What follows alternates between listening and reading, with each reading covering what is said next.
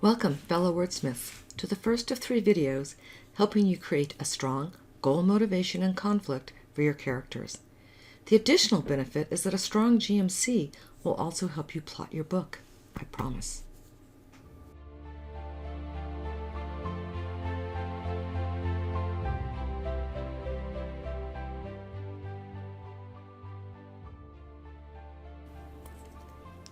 A GMC is the spine of your work.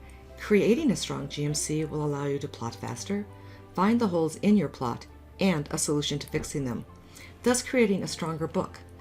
Yep, that's a lot to pin on 3 words, but I believe you'll find it to be true by the end of these sessions. This is my GMC chart, derived from the chart that Deborah Dixon created in her book. I've enhanced the basic chart with prompts to help you create the external and internal goal, motivation, and conflict. In the upper corner, I've left a blank spot for your character's name, as you'll most likely have multiple character sheets, as each character will need a varying level of a GMC. Now don't panic. Not all your characters will need to be as laser-focused as your hero, heroine, and antagonist. But having some GMC for the recurring on-screen characters builds depth in your story. Remember that a character's GMC should be intertwined. The goal is created by the motivation for some sort of change needed in the character's life, and the conflict stands in the way of everything. If you spend the time and create the external and internal drivers, you'll create interesting characters and a compelling story the reader can't put down. Which is our goal as the writer. Sorry, I couldn't resist. Okay, now, this is a little bit different, but bear with me. Close your eyes and just listen. Don't worry, the quotes will be available to read later. Just absorb what I'm saying. Goals should be simple and clear. They should not be subtle. The road to achieving the goal is more difficult. Deborah Dixon. The goal is something a person wants in the short term, here and now. Something with a time limit on the other end. Term limited and concrete. Laurie Schnebley Campbell. A character with a goal is automatically a character in action. Alicia Rasley. A character's goal in a romance is not to fall in love and get married. The last thing on his or her mind is meeting a soulmate. Deborah Dixon. Okay, open your eyes. Now, are you ready for the deeper dive into goal? Yes, then let's go. Do you know your character's goal? I can hear you now. Of course I do. Well, you might, but we're going to make absolutely sure. Remember, the goal focuses the character's journey for the reader, meaning your characters want something concrete that your reader can focus on.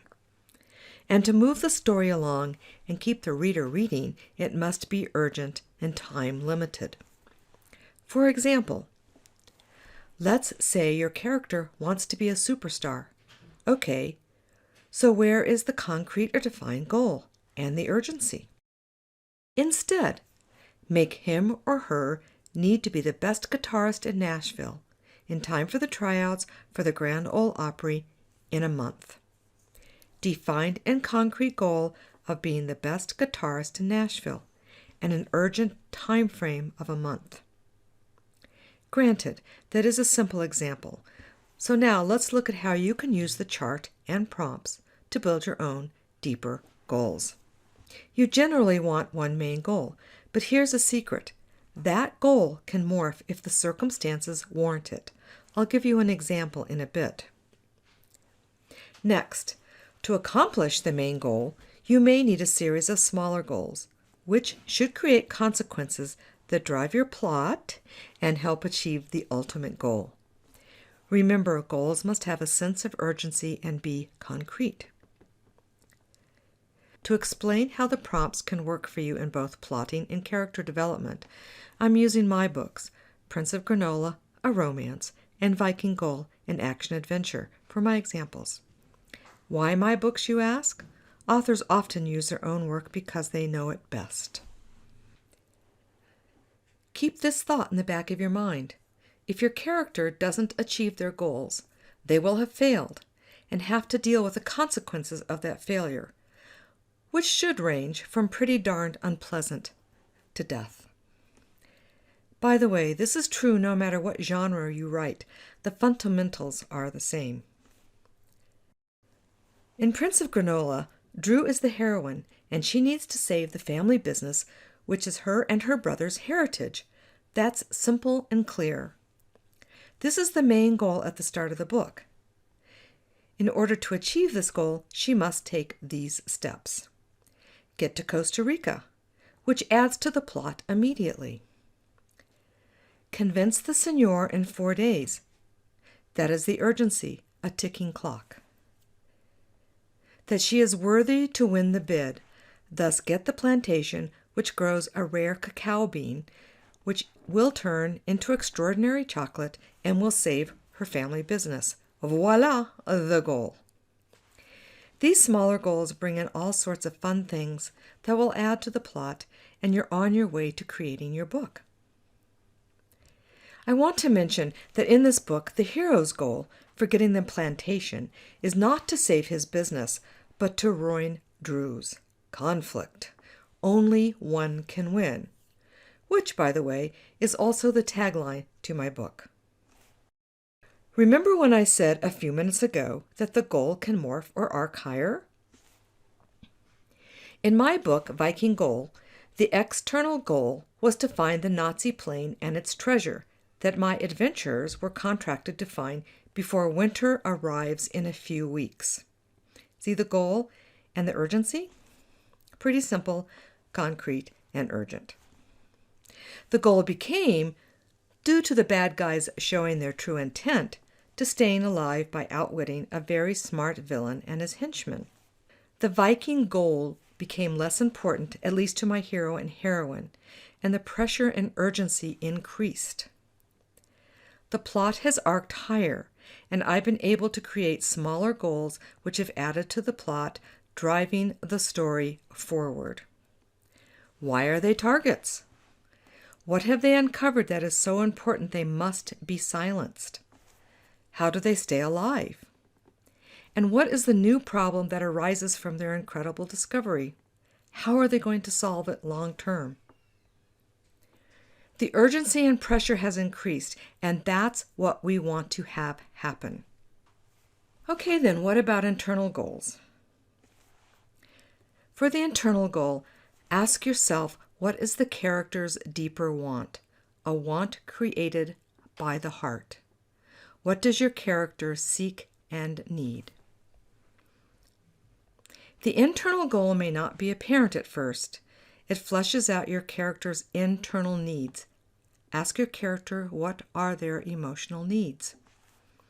Once I find these, I have the start of a roadmap, as each of these will create scenes in the book, just as the external goals did. Caveat here. You may not know the real internal needs until you're deeper into the story, and believe me, that's okay. Drew wants a different role in the company. But why? To pursue her life's passion.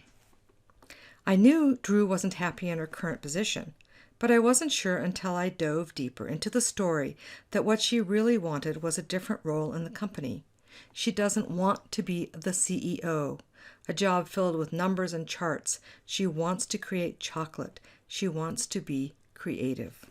Once I knew that, I could go back into the manuscript and fill in the gaps, thus change her attitude and actions as necessary. And that's okay. In fact, it's even great as it builds a deeper book. What isn't okay is to be satisfied with just your first thoughts, like my original nebulous thought that she wasn't happy in her current position. In Viking Goal, which is a series, I knew a bit about Abby and Herman, as they were introduced in the first book. But that first stories wasn't theirs. Now I really had to flesh out their trouble. Both of my characters hunt for treasure, mostly together, but for different reasons. Abby is an adrenaline junkie, making increasingly dangerous moves with each hunt. Herman loves the artifacts he finds. He's a collector. But we find out as the story progresses that he has a much deeper internal need, which begs the question he'll need to answer. Will he stand by and watch the woman he loves court disaster? We don't know until the end, which brings us to the end of this first part of the GMC.